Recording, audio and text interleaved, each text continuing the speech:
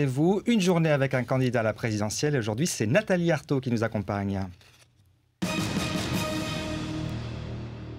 Jérémy Rossard, vous suivez à la trace la candidate de Lutte ouvrière et vous êtes à la gare de Serlitz. Oui, parce que la candidate de Lutte ouvrière, Nathalie Arthaud, bonjour. Vous descendez à peine du train, vous arrivez de Limoges, vous étiez en meeting hier. C'est un marathon, vous me le disiez à l'instant. Comment vous faites pour trouver des plages de récupération dans ce marathon de la présidentielle ? Là, c'est vrai, on avait 3 heures de train, donc c'était un petit moment de repos pour préparer la suite de la journée. Ce soir, je serai à Lille. Alors, vous avez été porte-parole d'Arlette Laguiller. Cette fois, vous êtes la candidate. Qu'est-ce qui vous surprend dans le rythme ? Est-ce qu'il y a des choses auxquelles vous ne vous attendiez pas, que vous ne pensiez pas ? C'est vrai que je me le représentais pas très concrètement. Bon, maintenant, il y a une intensité dans cette campagne, c'est vrai, c'est très intense et en même temps, c'est très enthousiasmant. Voilà, parce que ça veut dire défendre ses idées à une plus grande échelle et ça, c'est quand même quelque chose de très important pour nous. Qu'est-ce qui vous plaît le plus ? Qu'est-ce qui vous pèse le plus dans le fait de faire campagne et d'être candidate ?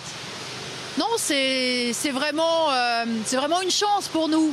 Nous militons 365 jours sur 365 en disant, en nous adressant aux travailleurs, en disant qu'il ne faut pas se laisser faire, qu'il faut se battre, qu'il faut mettre sur la table nos revendications, ce dont on a besoin, nous, des augmentations de salaire, combattre les licenciements. Et là, c'est l'occasion justement de s'adresser à des millions de travailleurs, d'en discuter, de faire entendre cette voix. Donc, encore une fois, c'est quelque chose qui est très enthousiasmant et je crois qu'il peut porter aussi, au-delà de la fatigue et de l'usure des journées qui s'enchaînent.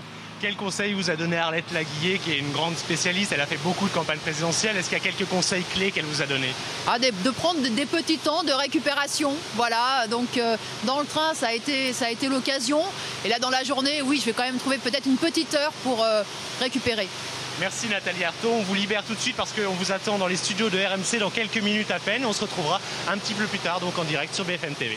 Merci Jérémy, on vous retrouve effectivement tous les deux à la sortie des studios de RMC vers 14h, à tout à l'heure. Oui, Nathalie Arthaud qui vient tout juste de sortir donc, du studio de RMC, elle participait à l'émission Carrément Brunet. Est-ce que répondre à toutes ces sollicitations médiatiques, ça vous pèse ou est-ce que ça vous plaît dans cette campagne ?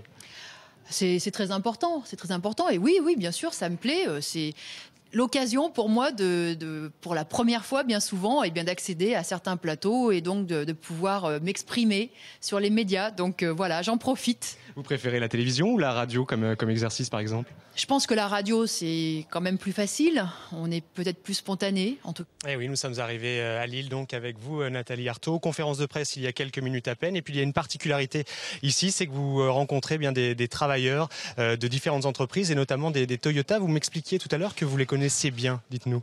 Oui, parce que je suis allée les soutenir à plusieurs reprises. D'abord, ils ont fait grève pour que le chômage partiel soit payé à 100%. Ce que franchement, je trouve être la moindre des choses. À partir du moment où il y a un petit trou d'air dans l'économie et dans une petite baisse de commandes, moi j'estime que c'est aux patrons de payer, c'est à eux d'assumer ce petit trou d'air avec les bénéfices qu'ils ont accumulés. Donc j'étais allée les soutenir à l'occasion de cette revendication-là, d'être payés à 100% en chômage partiel. Et puis ensuite, il y a eu une grève sur le 13e mois pour obtenir des augmentations de salaire. Voilà, ça c'est le quotidien des travailleurs. Pour arracher la moindre augmentation de salaire, il faut qu'ils se battent et il faut qu'ils y mettent toute leur force. Ça n'a rien à voir avec les actionnaires. Eux, ils n'ont pas besoin de demander, de faire grève. Ils sont toujours payés, ils sont toujours augmentés. Leurs dividendes sont toujours augmentés. C'est automatique. Alors, un meeting de plus, j'ai envie de dire, vous étiez à Limoges hier soir, Lille ce soir. Est-ce que pour vous, c'est une routine ou il y a une part de trac encore ? D'abord, c'est un moment qui est très fraternel parce qu'effectivement, là, je m'adresse à tous ceux qui partagent quand même ces idées et puis justement l'envie de les populariser. Donc pour moi, c'est des moments qui sont très forts et où on partage aussi la même révolte. Là, en l'occurrence, on va quand même beaucoup parler du chômage et de cette hémorragie de fermeture d'usines, de licenciements. Tous les groupes suppriment des emplois. D'abord, c'est les intérimaires. Alors, les intérimaires, on parle jamais de licenciement. Sauf que ça, c'est quand même bel et bien des licenciements. Et là, de partout, à la Française de Mécanique, à Toyota, dans toutes les boîtes, à Douai, à Renault, les intérimaires, ils ont été renvoyés depuis déjà pas mal de temps. Pour revenir sur le meeting de ce soir, juste avant, vous avez un temps de préparation, c'est déjà préparé, vous laissez un temps juste avant. Comment vous gérez ça ? Oui, là, c'est déjà préparé. C'est quelque chose que j'ai déjà préparé. Donc, j'ai un petit peu préparé dans le train là en venant. Mais là, les choses s'enchaînent. Donc, tout va aller très vite. Très bien, on vous retrouvera juste après le meeting, donc bon meeting Nathalie Arthaud, et on se retrouvera donc aux alentours de 21h20 tout à l'heure. Merci à vous Jérémy Brossard, merci également à Charles Huot de Longchamp. Oui, alors c'est allé très vite, vous le voyez derrière nous, il n'y a plus de chaises, mais vous avez fait salle comble il y a quelques minutes à peine. Nathalie Arthaud a parlé quasiment 1 heure. Première question, qu'est-ce qu'on ressent après un meeting comme ça? Est-ce qu'on est fatigué? Est-ce qu'on est reboosté, redynamisé pour la campagne? Là, je me sens, oui, reboostée parce que ça a été très, très, très chaleureux. Très fraternel. Bon, la délégation, y compris des sans-papiers, qui n'étaient pas prévus au programme, m'a fait aussi vraiment plaisir parce que voilà, le combat des sans-papiers, c'est aussi le nôtre et qu'ils aient tenu à venir nous saluer, j'ai vraiment beaucoup apprécié. Alors vous avez fait salle comble, on l'a dit. Est-ce que c'est pas décourageant malgré tout quand on voit par exemple que Jean-Luc Mélenchon a réuni presque 20 000 personnes ici même à Lille hier soir? Est-ce que c'est pas un petit peu décourageant ça pour vous? Non, pas du tout. Ça montre que notre courant, il est bien vivant, voilà, et que les idées, y compris révolutionnaires, communistes révolutionnaires, c'est cette perspective que les travailleurs, ils auront finalement à se défendre par eux-mêmes, ils auront à renouer avec les luttes. Et bien cette perspective-là, elle est partagée. Elle est partagée, certes par une minorité de travailleurs, mais quand même, elle est bel et bien là. Et donc ça, c'était encore une fois très fraternel et on sentait cette envie justement, cette envie de lever ce drapeau. Donc voilà, moi j'en ressors plutôt confortée, c'est sûr. Travailleurs, travailleuses ou travailleuses, travailleurs, c'est un petit clin d'œil à Arlette Laguillet?